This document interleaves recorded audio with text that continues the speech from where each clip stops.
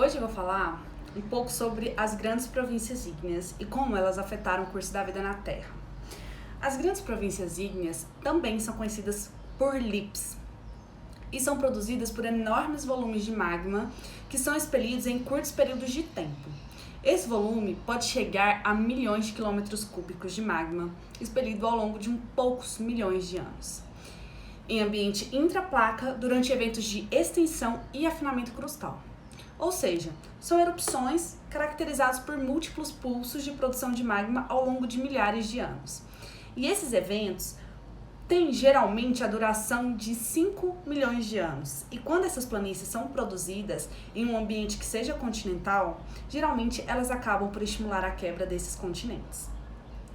E ao longo dos anos, nós começamos a ter uma noção de que essa vulcanicidade é capaz de causar uma devastação global necessária para causar uma extinção em massa. E o primeiro a notar essa relação foi Vogt, em 1972.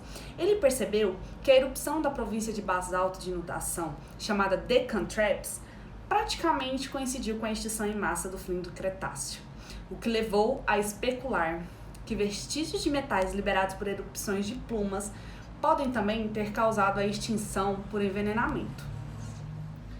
Um outro trabalho inicial sugeriu que o efeito de resfriamento das cinzas vulcânicas e os aerosóis de sulfato que são injetados na estratosfera durante grandes erupções também podem ter sido suficientemente intensos para causar extinções em massa. Já Pollock et al., em 1976, sugeriu que uma série de erupções bem espaçadas podem sim ser capazes de desencadear uma era do gelo.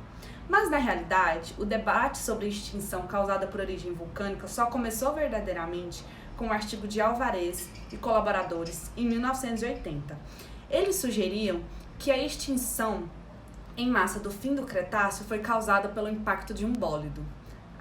E para quem não sabe, bólido é um termo geral usado para qualquer objeto que seja originado no espaço e que colide com a Terra, ou mesmo que exploda na atmosfera.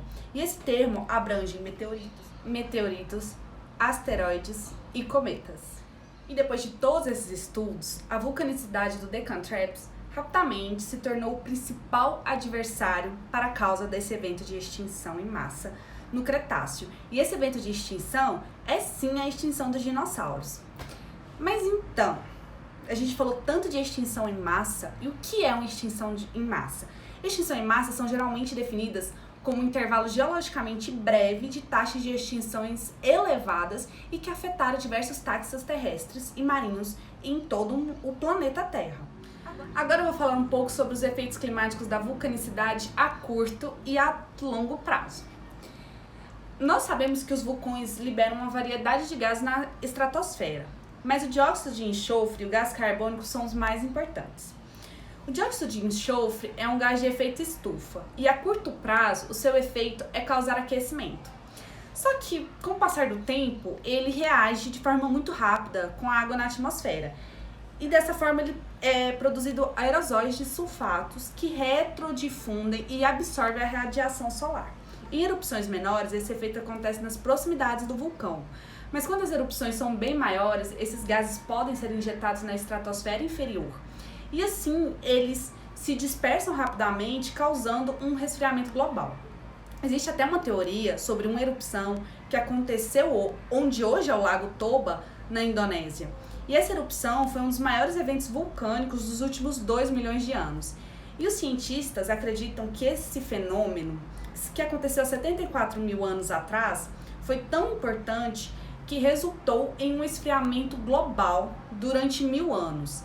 E essa catástrofe teria dizimado populações inteiras de hominídeos e mamíferos na África, colocando em risco nossa própria espécie.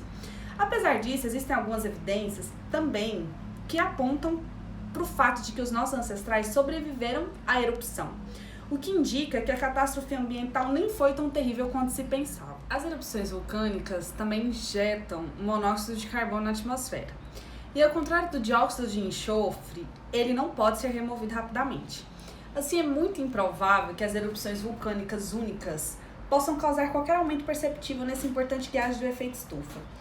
No No entanto, devido ao longo tempo de resistência do monóxido no sistema superficial, os efeitos cumulativos de grandes erupções sucessivas podem ser, sim, climaticamente significativos. E é sempre bom lembrarmos que existem vários mecanismos chaves que são responsáveis pelas mudanças biológicas massivas e que podem ser parcialmente ligados aos eventos de grandes erupções vulcânicas. Seriam eles o aquecimento global, resfriamento global, eventos anóxicos, acidificação do oceano, introdução de metais e gases tóxicos, remoção de elementos bioessenciais, mudança do nível do mar e também a oxigenação gradual da atmosfera. A acidificação e a anoxia dos oceanos é um efeito colateral das grandes províncias ígneas. E esse efeito colateral é causado justamente pela interação de uma atmosfera rica em CO2 com o oceano e acaba produzindo a anoxia. E junto com o gás sulfídrico, produz chuva ácida e causa a acidificação do oceano. Por outro lado, o tempo de aumento de CO2 também está correlacionado com o tempo de aumento do intemperismo de silicato, o que fornece uma interrupção nas condições do efeito estufa descontrolado, porque isso causa um resfriamento. E é bom deixar sempre claro que as grandes províncias ígneas não são os únicos impulsores de extinção em massa no registro geológico. No entanto, a sua escala é tão grande e possui uma curta duração que, juntamente com as enormes entradas térmicas de gás e fluidos associados ao meio ambiente, elas podem exercer grandes mudanças globais nas condições ambientais da superfície da Terra ao longo do tempo geológico.